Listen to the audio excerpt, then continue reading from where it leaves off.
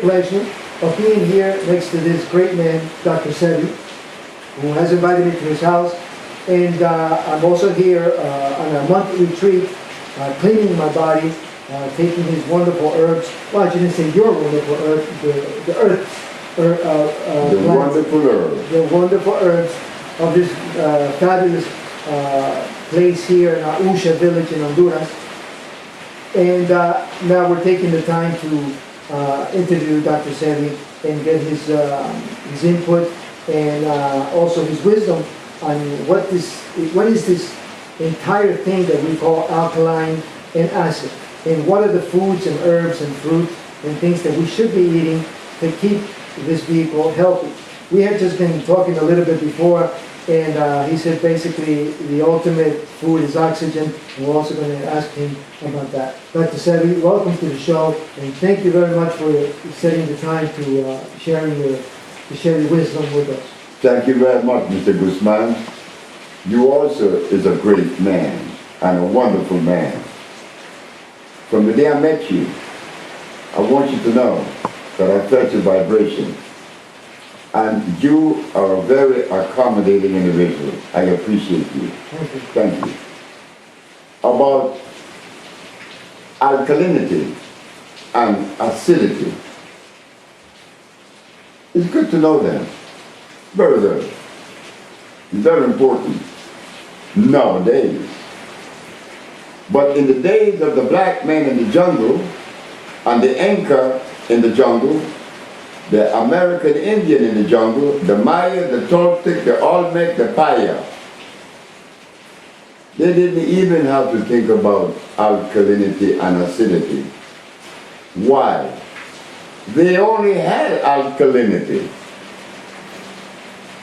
So you see, this is why what I just described is considered the organic family.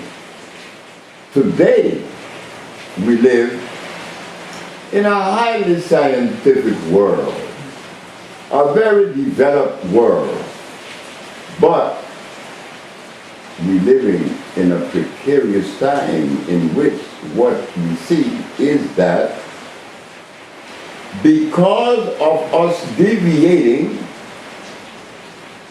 from the path that the Maya, the Inca, the black man, the American Indian, and the Toltecs in Mexico, they lived connected to the cosmic procession. They didn't have waste because everything was what?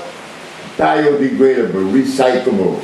Even the fecal matter was recyclable. And this is the reason why they didn't need toilets. So now we're talking about alkalinity and acidity. Well, why do we have to do that?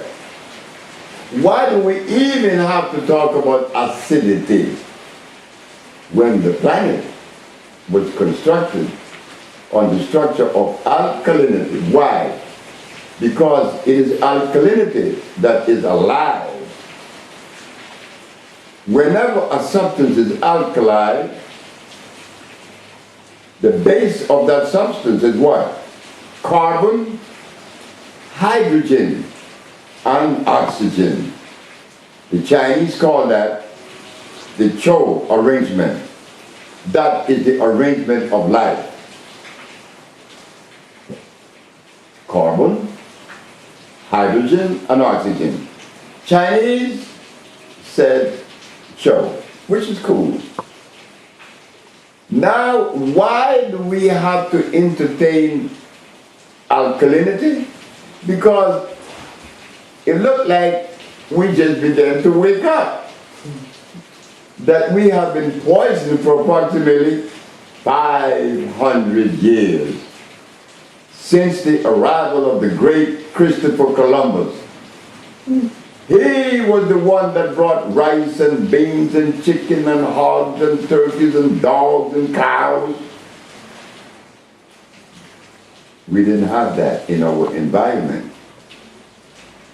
We did not have that because those things aren't natural things, or animals aren't natural, nor the food. They were acid. The cow, very acid. If you take the milk of a cow and give it a pH test, it is 5.5. But if you take the milk of a buffalo and give it a pH, it's 9 point something. There is a difference. So why do we have to entertain alkalinity?